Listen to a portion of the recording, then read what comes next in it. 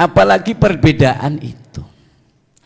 Kalau perbedaan i'tiqad fil madhab itu sudah biasa.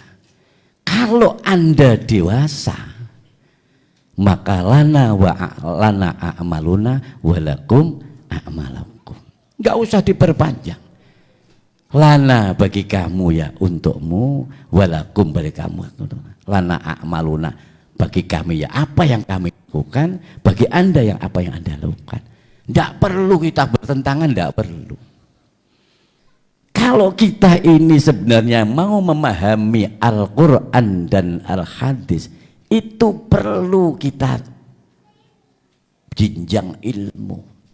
Harus tahu ilmu nahwu, harus tahu ilmu syaraf, harus tahu ilmu balaghah, tahu ilmu mantek, tahu ilmu ma'ani, sehingga kita dalam mentafsirkan Al-Quran dan Al-Hadis akan mendekati bahkan tepat.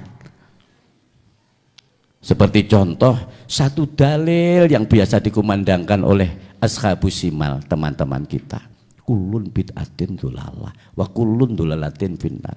Lah apa kulun itu maknanya semuanya. Kulun itu maknanya kan saben-saben. Ini perlu tahu.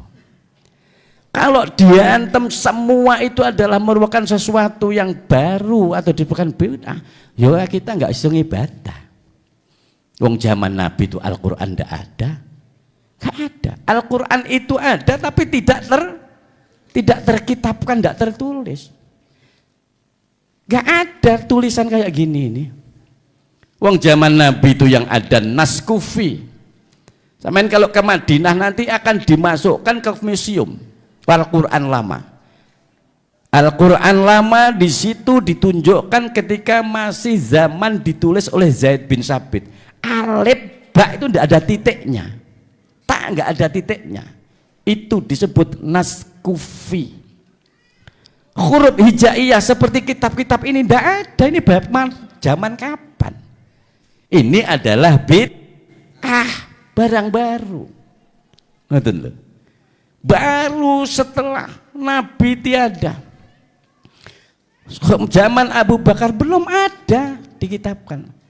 Zaman Sayyidina Utsman bin Affan saja itu sudah dituliskan kitabnya, dikitabkan namanya Mushaf Utsmani, hanya 4. Itu pun memakai nas kufi. Al-Quran belum ada. Jadi Al-Quran yang sampean baca sekarang itu bid'ah, itu buatan. Tidak ada zaman Nabi. Karena yang menemukan huruf hijaiyah itu adalah Hajjaj bin Abi Yusuf At-Taqafi. Pada kapan itu?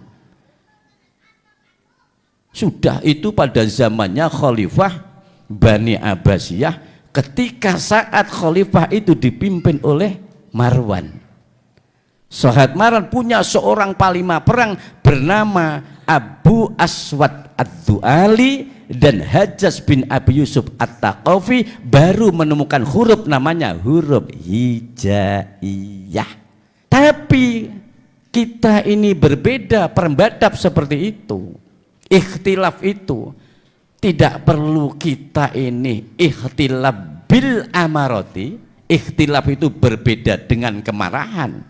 Tapi kita mengacu makalah bahwa ikhtilafu ummati rahmatun. Perbedaan yang terjadi pada umat iku rahmatun adalah rahmat. Allahumma sholli ala Muhammad. Jadi kalau kita dewasa berilmu menyikapi kasih sayang itu lebih penting, Pak. Karena memang Nabi selalu mengajarkan kasih sayang.